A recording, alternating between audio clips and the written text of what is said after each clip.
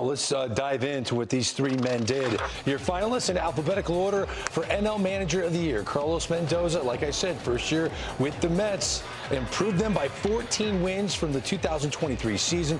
Best record in one-run games, 28-16 in the majors. That matters. Third most comeback victories in all of Major League Baseball. Carlos Mendoza, a finalist for NL Manager of the Year. Pat Murphy, his first full season as skipper with the Milwaukee Brewers. He was the longtime bench coach for Craig Counsell. He really led a terrific bullpen. Best in the National League in ERA. Second most saves with 53. They ran the bases well. Second most in the National League. He used 17 different starting pitchers. Tied for the most in a season in Brewers franchise history. And Mike Shildt, in year one as manager of the San Diego Padres, led them to an 11-win improvement over the 2023 team when they won 82 games. Second best record in a full season in Padres history. Only the 1998 Padres had more. And all three managers kind enough to join us here live on MLB Network. Mike Shildt, I want to start with you. The 2 years you spent in the front office with the San Diego Padres, what did that teach you and get you ready for this second opportunity with the Friars as manager? Well, first of all, grateful and get a great opportunity to work with A.J. Preller. I worked on the field, got a chance to get back into something that I'm passionate about in player development. Also, some perspective just how front offices work. During that time, I was able to connect with Peter Seiler, God rest his soul, and learn more about the ownership piece and see a bigger picture of how our game operates. So it just gave me a chance to take that 30,000-foot view and be able to reflect and then add on to what is now the opportunity I've been given with the Padres. Carlos, you know, I'm so happy for you and proud that you get this recognition. Let me ask you, I look at your path. When I look at managers, you look at the path they've ventured down, you know, and that was obvious when I first heard about you, whether it be a player, whether it be a coach, whether it be a bench coach, whether it be in New York, whether it be in winter ball, whether it be in the minor leagues. When you look back at your path, which one of your jobs do you think prepared you the most for what you basically went through this year?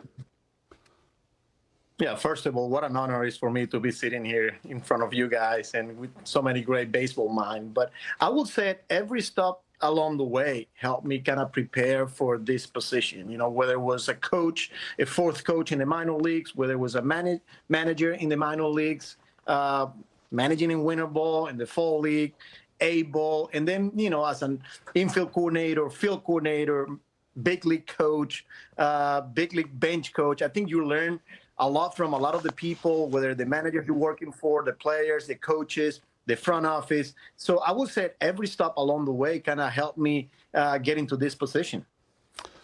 Murph, it's Ron Darling. Congratulations to you and the organization. It's great to talk to you. You know, when I was a young kid and managers, I always thought that the teams mirrored the style of the manager. And I really felt like your Milwaukee Brewers team did that, stealing bases, catching everything, had a toughness and intelligence when they played. Did that come from you, or you just have those kind of players? No, we had a great group, young energy, a great leader in Yelich. He was tremendous leading those guys. He really found himself as a leader. You know, the front office supplies you with what you need. I've got a great coaching staff.